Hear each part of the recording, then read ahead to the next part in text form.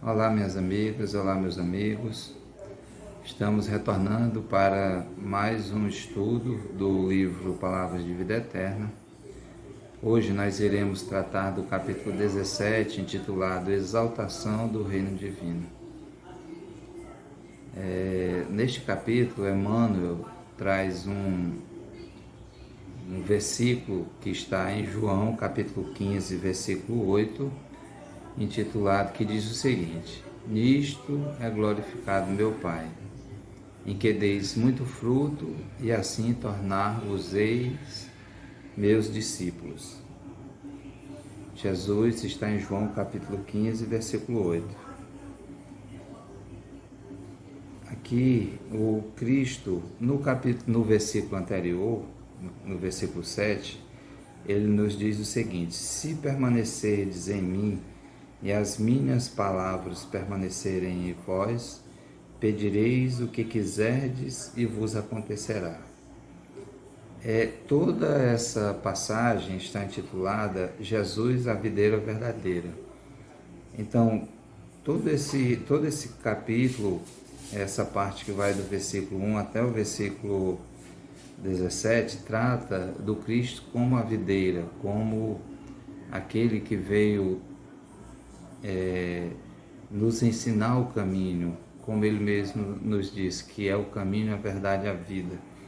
Então, quando nós lemos o versículo 7, vou repetir aqui: se permanecerdes em mim e as minhas palavras permanecerem em vós, pedireis o que quiserdes e vos acontecerá. E logo em seguida: nisto foi glorificado meu Pai, para que estejais produzindo muito fruto e vos torneis meus discípulos. Então, esse glorificar, nisto foi glorificado meu Pai. Então, à medida que nós exercemos esse papel de ramos de uma árvore, que essa árvore é o Cristo, e que nós somos os galhos que podemos ou não produzir bons frutos, à medida que isso ocorre, a gente glorifica, passa a glorificar o Senhor, a reconhecer em Deus, o nosso Pai, o Criador de tudo e de todos, e cremos nele, acreditamos e temos a certeza de que Ele é quem nos fornece a vida, é Ele que nos oferece todas as condições para que a gente exerça esse nosso papel de seguidor do Cristo, a partir do momento em que nós nos encontramos, que nós nos vemos, nessas ações do Mestre. Ou seja, quando a gente passa a segui-lo, quando a gente passa a compreender sua mensagem. E é muito bonito isso, glorificar ao Pai, porque Ele nos dá todas as condições necessárias para que a gente possa obter esse progresso. Então, no capítulo 17, Emmanuel nos diz o seguinte: glorificarás o Senhor Supremo e serás discípulo do grande Mestre. O Senhor Supremo é o nosso Pai, é Deus, e o grande Mestre é o governador planetário, Jesus. Contudo, não apenas porque te mostres entendido nas divinas Escrituras. Ou seja, nós não vamos glorificar a Deus pelo simples fato de que nós já temos uma compreensão das Escrituras, que a gente já saiba os ensinamentos que ela nos traz, não somente por isso. Não somente porque saibas apregoar os méritos da sublime revelação comovendo a quem te ouve. Ou seja, o verbo, à medida que a gente tem o verbo flamejante, aquele verbo que transmite uma mensagem que toca alguns corações, isso é meritório, mas não glorificaremos o Senhor somente por isso. Não apenas por guardares de cor as tradições dos antepassados. Não somente por te sustentares no culto externo. O que é esse culto externo? É aquilo que nós apregoamos só por meio das palavras, mas nós não vivemos isso. Nós não vivenciamos verdadeiramente essa mensagem que vem dos evangelhos, que vem do Cristo, né? Nós temos uma palavra bonita, nós tocamos alguns corações, mas isso na verdade nós não vivenciamos. Isso é o culto exterior. Nós adoramos imagens, nós adoramos algumas formas de pensar, alguns pensadores, mas isso não é o resultado final porque nós devemos glorificar ao Pai, exaltar ao Pai. Não apenas pelo reconforto recebido de mensagens da vida superior. Ou seja, quando nós, na doutrina espírita, a gente recebe muitas mensagens, né? Mensagens belíssimas, maravilhosas, em que os espíritos mais evoluídos vêm nos trazer mensagens que possam fazer com que nós tenhamos mais força, mais capacidade para seguir a nossa jornada e não nos deixarmos influenciar tão facilmente pelo inimigo oculto, né? Aquele que por vezes são as nossas próprias sombras, né? Que por vezes são o próprio mal que ainda há em nós, e que a gente também pode retratar nisso a questão dos nossos inimigos espirituais do passado, enfim. Mas não glorificaremos a Deus somente porque temos a possibilidade de receber essas mensagens reconfortantes, né? Não somente por escreveres páginas brilhantes. Eu acredito que nesses dois parágrafos, Emmanuel quis se referir aos médiuns, né? Que por vezes são os instrumentos, que na verdade são os instrumentos dessa mensagem trazida pelos espíritos mais elevados, pelos espíritos superiores, que nos indicam o caminho, clareando aquela mensagem de Jesus, clareando tudo aquilo que contém nos evangelhos. Então a doutrina espírita vem trazer esse clareamento, né? A mediunidade de muitos, uma capacidade mediúnica de muitos receber essas mensagens gloriosas, essas mensagens gratificantes que vêm do alto, que faz com que a gente, repito, siga o nosso caminho sem muitos atropelos, e mesmo que tenha os atropelos, a gente saiba conviver com eles, a gente saiba compreender que ali nada mais é do que um pequeno percalço, né? E que é necessário para o nosso engrandecimento, é necessário para o nosso desenvolvimento. Não apenas porque possua os dons espirituais, né? Mais uma vez uma referência à mediunidade, né? Que não é o fato de nós sermos médiuns, de termos a possibilidade de ter esse contato mais próximo com a espiritualidade que vai nos tornar melhores. Esse não é único, exclusivamente o caminho que nos leva a Deus, que nos leva a glorificar o Pai. Emmanuel, ele é muito exigente, né, em relação a isso, e ele vai colocando assim algumas virtudes que nós temos, algumas atividades que nós já temos a capacidade de desenvolver, mas ele vai muito mais a fundo. Não somente isso é que vai fazer com que nós tenhamos a possibilidade de nos elevarmos ao Pai. Aí ele nos diz o seguinte: não somente porque demonstres alevantadas aspirações.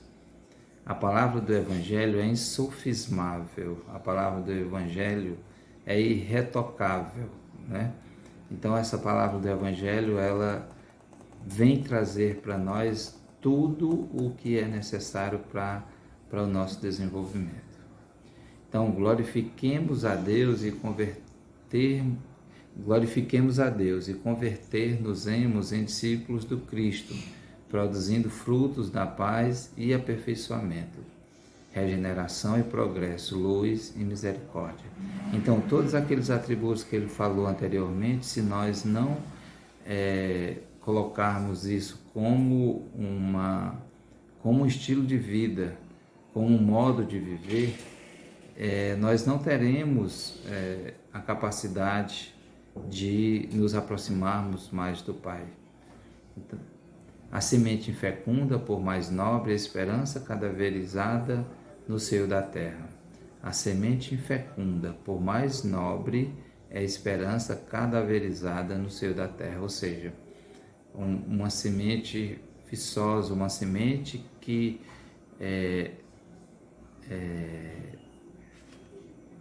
por mais exteriormente, por mais que se imagine que ali é uma semente realmente nobre e que imagine-se que aquela semente ela vai render bons frutos, né? Por vezes nós nos enganamos, porque se ela está apenas aureolada de algo nobre que nos dê a ideia de que ali fecundará coisas boas, mas que na verdade é uma semente infecunda, então é uma esperança que vai por água abaixo, né? É algo que nós transmitimos às pessoas, mas que na verdade elas se desenganam porque aquela semente, ela na verdade era infecunda, ela tinha apenas uma beleza exterior, mas ela não, ao ser colocada na terra para produzir, para crescer, se reproduzir e gerar bons frutos, ela na verdade é infecunda com relação a isso. Assim também, por mais ardente, a fé que não se exprime em obras de educação e de amor, redenção e bondade é talento morto. O Cristo sempre nos chama e o Emmanuel vem corroborar com isso para a ação, né? Não há como nós nos tornarmos seguidores de Jesus, nos tornarmos cristãos, se nós não tivermos a ação, se nós não tivermos o verdadeiro desejo, o desejo ardente de praticar o bem, de olhar por aquele que está muito mais necessitado do que nós. Então, uma fé que não se exprime em obras de educação e de amor, redenção e bondade é talento morto. Então, não adianta a gente, mais uma vez, externamente demonstrar algo que as pessoas possam compreender e ver, veja que pessoa virtuosa e que por muitas vezes nós temos exemplos aí de irmãos nossos aqui, não vamos citar nome porque não é antiético, enfim, mas nós sabemos que tem irmãos nossos que demonstraram, são reconhecidos como pessoas que geram bons frutos, que praticam bem, quando na verdade, quando vai se olhar verdadeiramente o fruto da sua semente, são frutos ruins, não são bons frutos. Se te dizes seguidor de Jesus, segue-lhe os passos. Quão difícil é seguir os passos do Cristo, né? Porque seguir o Cristo é compreender toda a grandeza dele. É claro que nós não temos a capacidade de seguir os passos tal qual o que ele já é hoje. Mas esse é o convite, para que a gente vá seguindo esses passos que ele nos deixou, e à medida nos deixou como ensinamento, assim que a gente vai adentrando no nosso ser todos esses ensinamentos, certamente a gente começa a segui-lo de verdade. Ajuda, ampara, consola, instrui, edifica e serve sempre. Aí aqui a gente lembra no livro Paulo Estevão, né, quando Paulo estava meio já desgastado, um pouco entristecido por conta de todas as lutas, e que chega para ele Abigail e que orienta, né, para que ele cumpra com 4 deveres: ama, trabalha, espera, perdoa.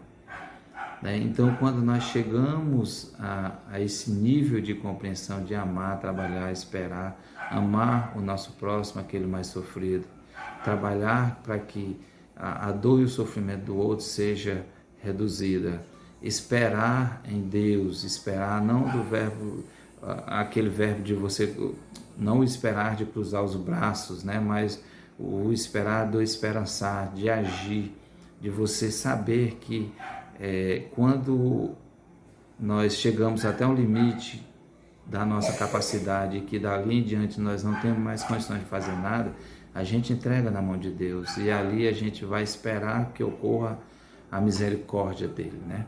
E o perdão como única mensagem, o perdoar ao nosso próximo, o perdoar aquele que nos fere, aquele que nos magoa, o perdoar aquele que nos maltrata. Amar o nosso próximo, amar os nossos inimigos, a maior afeição de amor que a gente pode ter, dentro daquela compreensão de que o Evangelho segundo o Espiritismo nos traz, né? Que amar o inimigo não é ter para com ele os mesmos transportes de amizade que nós temos para com o amigo, mas é não desejar-lhe o mal, desejar para que ele se sobressaia, para que ele progrida, para que ele caminhe no sentido do bem, na direção do bem. Façamos algo na extensão do bem de todos. Aí a gente deve se perguntar, como que eu vou fazer algo na extensão do bem de todos? É o que nós falamos há pouco, é quando nós passamos a amar os inimigos, é quando nós perdoamos aqueles que nos maltratam, é quando nós somos gratos por aqueles que nos amparam, porque nós também precisamos de ajuda e de amparo. Nós começarmos a seguir esse passo do Mestre, né? É o convite que ele nos faz. Somente assim cresceremos para o céu na construção do reino de Deus. Então, esse é o objetivo, esses passos que são orientados que nós sigamos, né? Ama o teu próximo, faze o bem àquele que vos odeiam, perdoa aos teus inimigos, ampara aqueles que estão na caminhada contigo, honra teu pai, honra tua mãe, sede honesto onde quer que tu estejas, fazes o bem onde quer que tu estejas, não independente de quem seja aquele pelo qual tu está direcionando a tua prática caridosa. Não importa quem ele seja, o que ele seja, qual religião, qual opção, orientação sexual, qual cor da pele, não interessa isso. Não interessa se ele é alto ou é magro, se é um homem ou se é uma mulher. Caminha os teus pensamentos bondosos e benéficos na direção desses que no momento estão mais necessitados que tu. Esse é o papel, essa é a direção que vai nos conduzir a Deus. E aí nós podemos, sim, verdadeiramente glorificá-lo, porque vai ser neste momento, quando nós alcançarmos esse progresso moral e espiritual, é que nós teremos a capacidade de vivenciá-lo na sua, não diria na sua plenitude, porque jamais poderemos isso, mas é quando nós poderemos vivenciar todo esse amor que o Cristo nos apresentou, né? É quando nós teremos a possibilidade, a capacidade de reconhecer no Cristo, nosso guia e modelo, e o Pai, o Criador de tudo e de todos nós, e que é todo amor, bondade e misericórdia. Então, meus irmãos, era isso que nós queríamos trazer para vocês no dia de hoje, e fiquem todos na paz do nosso Mestre, que assim seja.